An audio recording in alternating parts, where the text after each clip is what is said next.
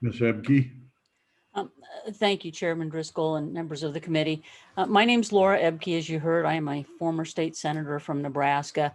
I'm also currently serving as the senior fellow at the Platte Institute, which is a free market public policy institute in Nebraska. At the Platte Institute, I focus on job licensing and regulatory reform. Served for 4 years in the Nebraska legislature, where I was the primary sponsor of one of the first major occupational licensing reform bills in the country in 2018. And one of my responsibilities with the Platte Institute is to lead our multi-state licensing reform effort and to provide advice and assistance to legislators and state policy organizations working in this area. Hence my appearance before you today. I always think that's a good idea when I'm testifying before in another state, because I was where you were once upon a time, and I wondered why these people were coming to talk to me from out of state. Senate File 18 is part of a family of occupational licensing reform bills that are being introduced all around the country.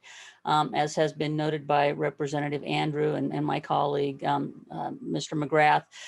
Depending on how you count, there have been 9 or 10 states that have put some sort of law in the form of universal recognition into place. And there are at least 10 more states that have bills that either have been or will be introduced during the current legislative session. That's in addition to the 5 or 6 states that have enacted comprehensive review bills requiring periodic reviews of all occupational licensing in the state. And I would say that if something like that comes before you, I would love to come and talk to you about that again.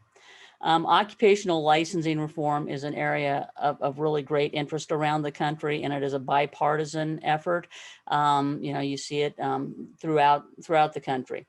The amendment that Representative Andrew has provided you makes SF 18 an even better bill.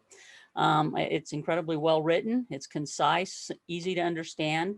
It removes the authority of licensing boards in determining when licenses from outside the state should be accepted, and it puts it in the hands of the legislature, which I would argue is where it belongs.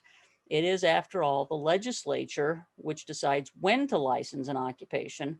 It should also rest with the legislature to decide how to license an occupation. It also saves the added cost of licensing board staff time as they try to compare licenses across state lines. The comparison made to driver's licenses is, I think, appropriate. No matter the occupation, if an individual is licensed in good standing and has experience in their previous state, it is to the benefit of the state of their new home to get them authorized to work as quickly as possible. My husband served in the early 90s before many of the motor vehicle or driver's license compacts were in effect. He served in the military. We started in Omaha, moved to Memphis, Tennessee. I walked in with my Nebraska driver's license, and they ran it through their magical computers, found out that it was in good standing, and issued me a Tennessee license. 2 years later, I went to North Carolina and did the same thing with my Tennessee license. And when I returned to Nebraska, they did the same thing with my North Carolina license. It ought to be that easy. States like Wyoming and my own home state of Nebraska have much to offer people who are looking for, kind of wide open spaces. We ought to make it easier for them to be contributors to our economy. And if we do that, they're more likely to join us in our great state. So I thank you for allowing me to join you today, and I'd be happy to try to answer any questions you might have. Committee questions for Ms. Ebke? Seeing none, thank you.